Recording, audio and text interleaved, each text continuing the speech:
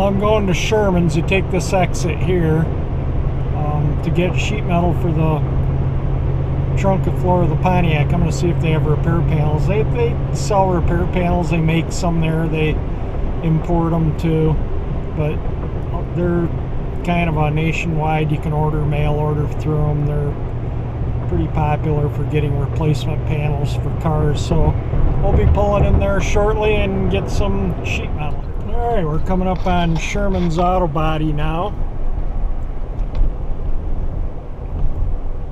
Just up here. This is M53 or Van Dyke, old Van Dyke. I don't know what it's Van Dyke and 28 Mile Road.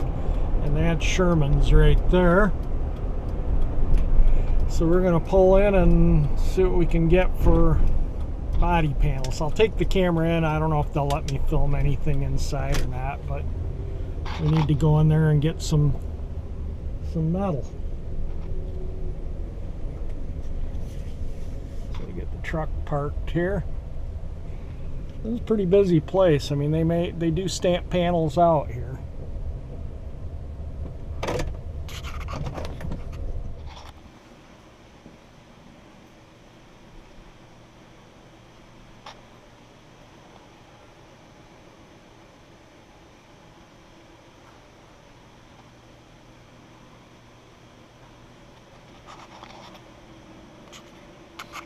Thank you. You're welcome. Well, that's the sheet metal I got. So yeah, you don't handle this stuff without gloves on. So it is sharp on the edges. $42 including tax. Yeah, that's my weight for the lovely snow. They're talking maybe a snowstorm this coming weekend, so I'm kind of looking forward to that. It'd be awesome. Anyway, get back to work here. Pretty good sized place.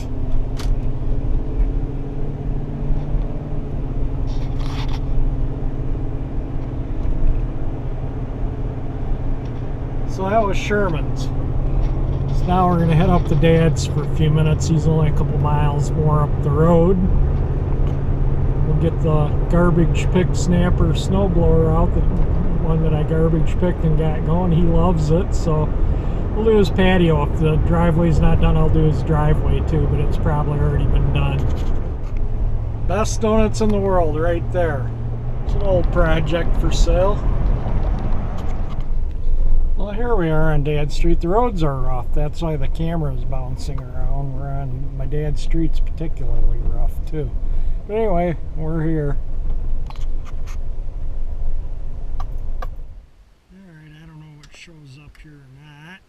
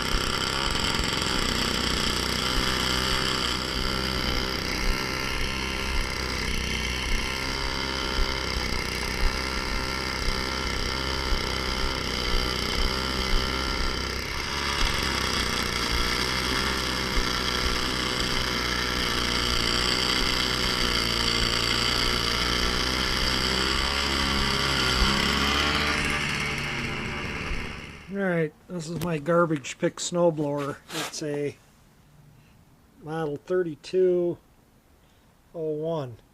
has electric start, it works, but it always starts on the first pull. It's got a 2-stroke Tecumseh engine in it, about 3 horsepower. It's a decent little snowblower for a little wimpy thing. It moves single stage. It moves quite a bit of snow. It'll move 8-10 inches with no problem, maybe even up to a foot. It'll move right up to the top of that bucket there with no problem. But this thing, it didn't look like this. I did put a coat of Rust-Oleum on it and rebuild the carburetor. That's all I did to it.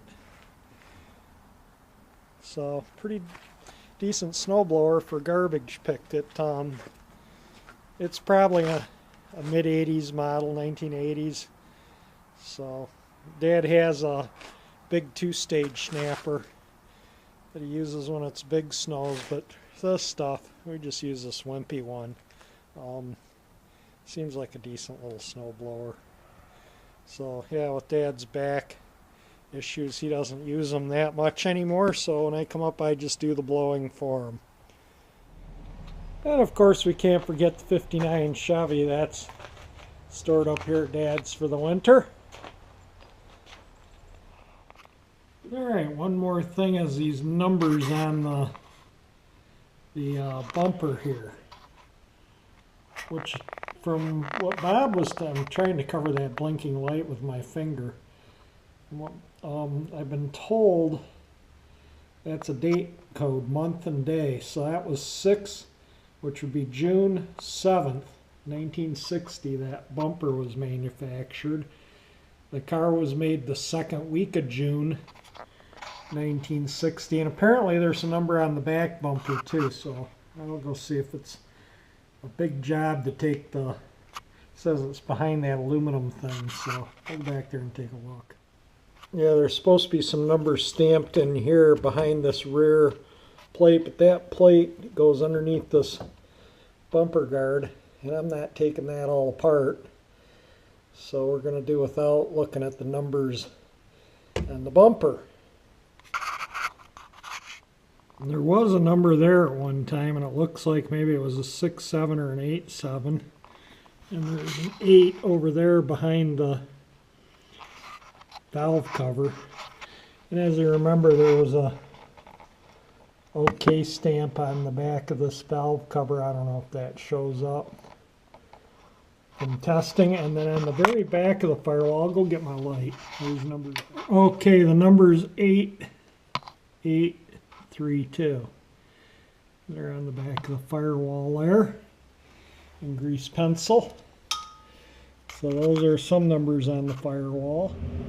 I was kind of looking at the frame here. There's supposed to be numbers on the frame, but I don't see any. There is the old original undercoating on there still, so maybe I'll take some mineral spirits and try and clean the frame off.